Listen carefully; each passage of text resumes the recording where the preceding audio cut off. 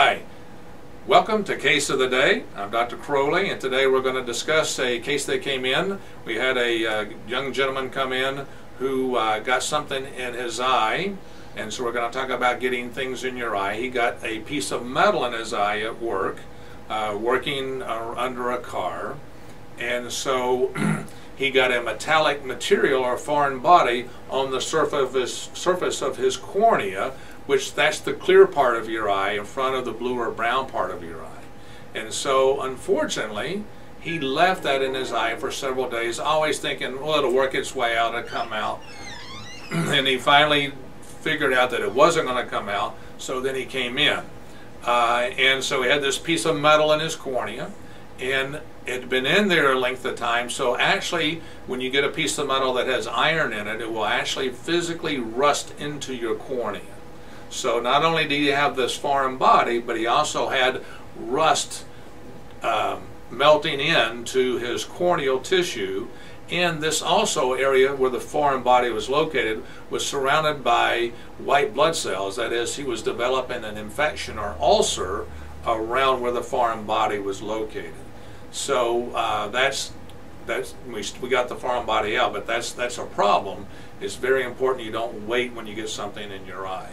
So we end up, for this particular person, taking the foreign body out, cleaning the rust out of the cornea, and starting this person on intensive antibiotic treatment. That is, we started him on a topical antibiotic, 1 drop in that eye, Q1 hours, that is 1 drop every hour during the daytime, to get this infection cleared out of his cornea.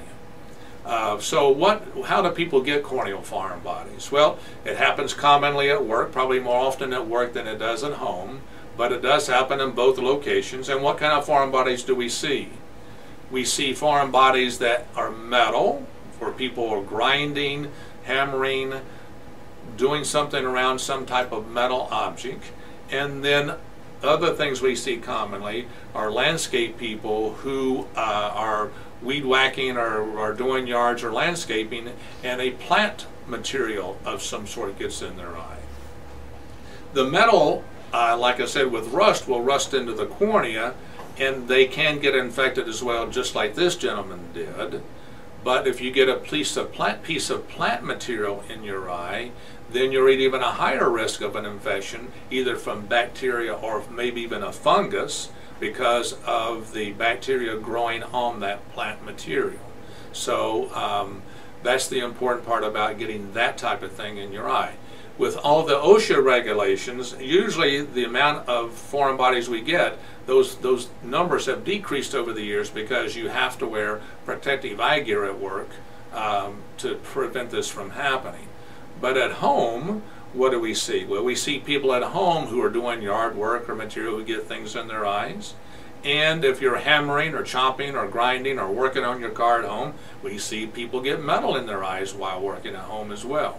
So just because you're at home doesn't mean you should not protect your eyes as far as getting something in there. So you should always either get a pair of protective goggles that you can typically get at a hardware store, or if you wear glasses, make sure they're large enough that they're going to cover around your eye or cover over your eye. So the important things about foreign bodies or getting corneal foreign bodies in your eye is don't wait. If you have something in your eye, call your eye doctor or go to the emergency room and get that foreign body removed before, 1, if it's metal, rusts into your eye, or 2, gets infected, where now you could have a significant complication from getting this material in your eye.